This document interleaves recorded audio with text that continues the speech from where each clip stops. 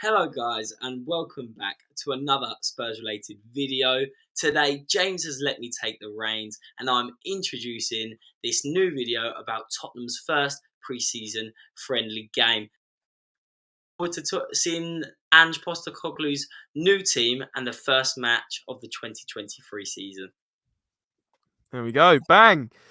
We're here. We're talking pre-season. Jack's idea on this video. Give it a thumbs up if you do enjoy what we're about to talk about with today's match. We're recording this the night before, but today's match versus West Ham.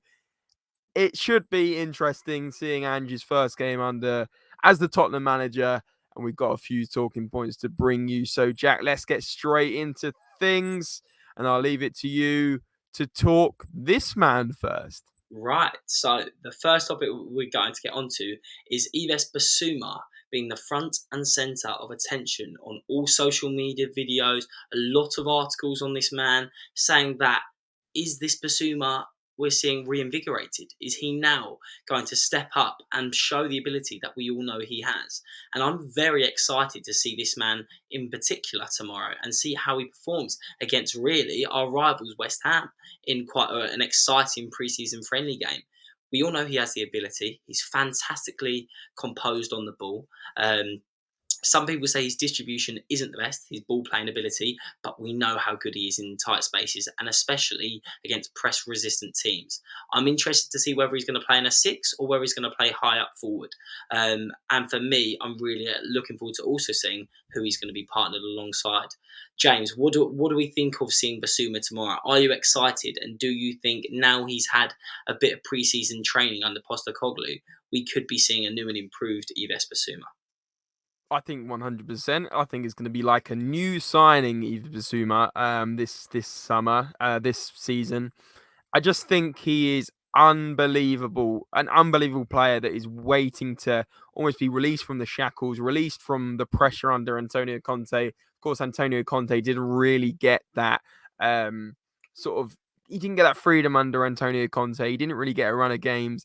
Whereas I do really believe under Ange, he's going to be a real key part of this squad, like you were saying, Jack. And I think we might see him in the 8 position, box to box, how he was at Brighton.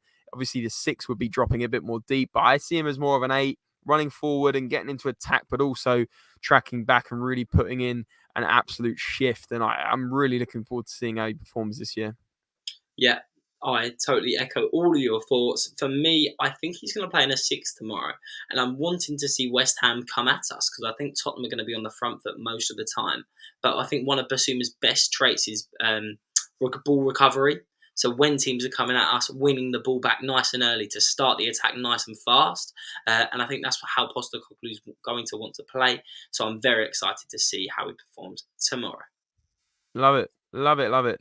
Cool. Let's ask Spurs relatables, of course, what they think of Bissouma. And as always, smash them in the comments below. I didn't do the usual plug. If you are enjoying this type of content, smash the thumbs up, and of course, subscribe if you're new. Turn those noti bells on as well. And yeah, let's move on to the next one, Jack, which is the Right. Holy Trinity. Which, well, it's not just Maddison. We're talking Bissouma. We're talking Maddison and we're talking Ndombele, who you think has a bit of a revival at Tottenham. We won't get into a massive debate on that one now because we've already done that one before. But talk to me about what you think we're going to see tomorrow. So we're hopefully going to see a midfield three of James Maddison, Ndombele, and Yves Bissouma. And for me, albeit it might not have the perfect balance and it might not work out, but if you tell me it doesn't get you excited, seeing them three on the same pitch with that creativity, with the flair and the ability, I've said the ability twice, that's how convinced I am that they have the ability to have all the ingredients to make a fantastic midfield three. On paper, it's extremely exciting, but seeing it on the pitch is a whole another manner. So, James Maddison, we know he's the big signing. He's got the creativity. He's the man who can score from anywhere. Partner that with a Bissouma who can sit in front of the back four and recover possession. And then you've got Ndombele, once described as the man who his feet have been kissed by God. So let's see how he performs, because for me in particular, we haven't seen him for the last couple of seasons. Is he going to come back and lay down a marker and say he deserves to be in this Tottenham starting 11? Pre-season is the best way to showcase that. Yes, it's not a Premier League game, but you're playing against West Ham Premier League rivals. So it's going to be exciting, James. And 11 o'clock, 11 a.m. British Standard Time tomorrow. I'll definitely be tuning in, looking at specifically that midfield three. Oh, I can't wait. Got me excited thinking about it, even though it's only a pre-season. James Maddison in that 10, like you said. Bissouma and Ndombele potentially rotating the 6 and the 8. Let's see what happens. Guys, whack in the comments again. Are you looking forward to this middle three? Do you think it could be our middle three throughout the season? Or do you think maybe Højbjerg over Ndombele? Let us know what you think. But Jack, good talking point for sure. Let's move on again and talk about Sergio Reguilon. Will he be at left back tomorrow? What do we think? So, Reguilon looks like he's coming back to join Tottenham. He was one of the players that I thought he's going to be on his way and he's probably not going to come back to Tottenham. Relatively unsuccessful time at Atletico Madrid, spent a lot of time injured. Everyone remembers Reguilon signing from Real Madrid for about, I think it was £27 million. Started the season on fire, really impressed me. Thought he was going to be a Tottenham left back for future years. I was even worried that as Real Madrid had a buyback clause, that was going to be activated. That's how well he was playing. But as we know, things haven't gone so well. But he's a talented player. Would I be against him being sold? Probably not. But I feel like Postecoglou sees something in Reguilon.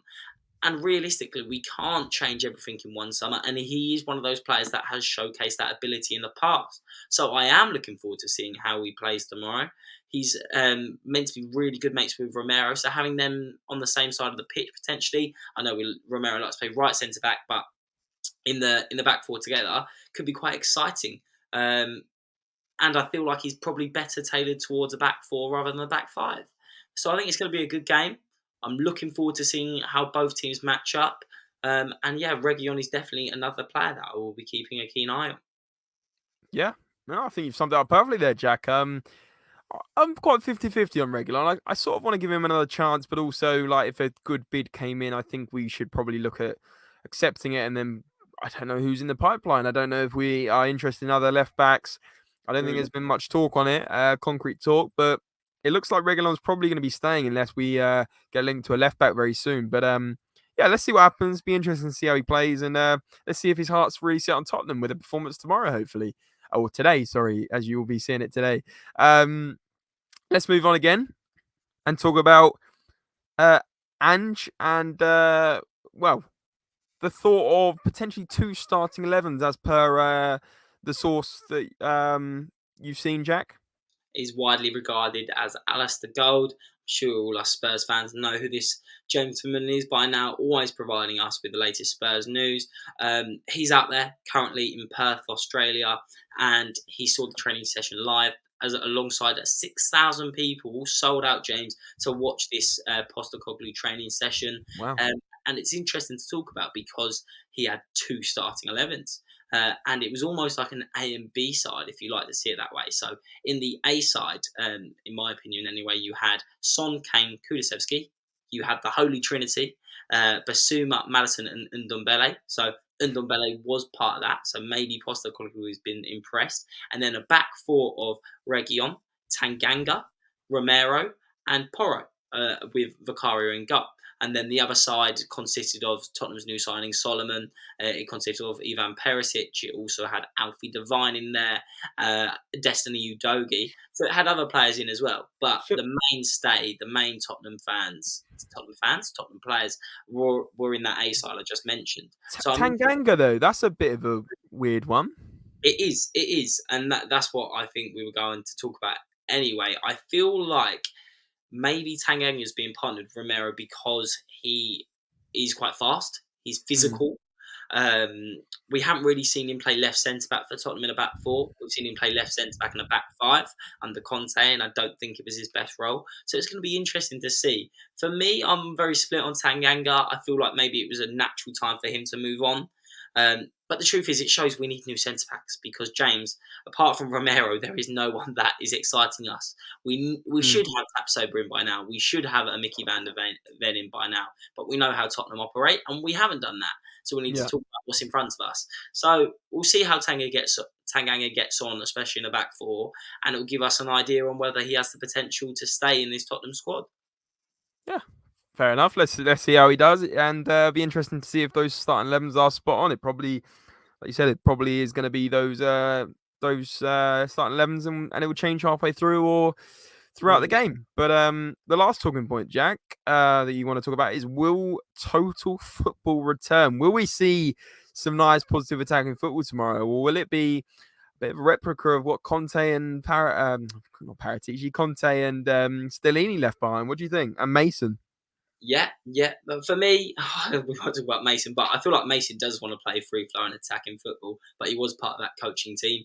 Um, I think it will. I think he's going to lay down a couple markers already. I think he's really going to get his philosophy across. And I think players like Kane, Son, Kulusevski, and then the creativity in the midfield we have want to go forward. And that's really their natural idea of playing football. I think if it wasn't, then we would have probably succeeded more under Conte and Mourinho and Stellini. So I think they're going to be excited by it. And I think they're going to be willing to try these things. And I think Postecoglou hopefully has instilled that belief that he's not going to get onto their backs as long as they're putting into action what he wants to see. And that is playing progressive football, total football, as we put in the title here. And I think he's going to lay down a couple markers. I don't think it's going to be perfect. I'm sure there's going to be plenty of misplaced passes, but I also think there's going to be glimmers of an exciting total football. And I'm really looking forward to this match tomorrow. I completely agree. And do you know what? I almost hope like we score 3-4 goals, and I wouldn't even then mind if we conceded 2 or 3, because we know that defense is not going to be perfect, as it still needs work. So I would just want to see some attacking football. I don't want to see a 0-0 or a 1-1 like some preseason stand out. I'd like us to see us score 2, 3, 4 goals, and obviously I don't want to see us concede, but I'd rather see a 4-3 than a 1-0. Do you know what I mean? Or a 2-1. I And I just want want to to see see. patterns of play as well, James. So even if we're not scoring 2, 3 goals tomorrow, if we're seeing build-up play, fast football, into feet, quick turns from Ndombele, playing through the lines, getting the wingers involved, and seeing that positional awareness starting to come through, that will excite me just as much as 2, 3 goals. Because right now the results aren't the key. It's about seeing that progression. Yep, spot on. There we go. That is our pre-season looking for the West Ham game today, as you will be watching it. Let us know your thoughts, maybe score predictions. We'll be uploading this at around 9 a.m. on the Wednesday, on the Tuesday. So let us know what you think the score is going to be tomorrow. And smash the like, smash the subscribe, smash the comments. Let us know your talking points, thoughts on the talking points. And there is the channel memberships if you do want to help support the channel in any way, shape, or form. But we know not everyone is in a position to do so. Jack, great work, mate. Really enjoyed that one. And guys, we'll be back very, very soon. As always, remember, come on, you Spurs!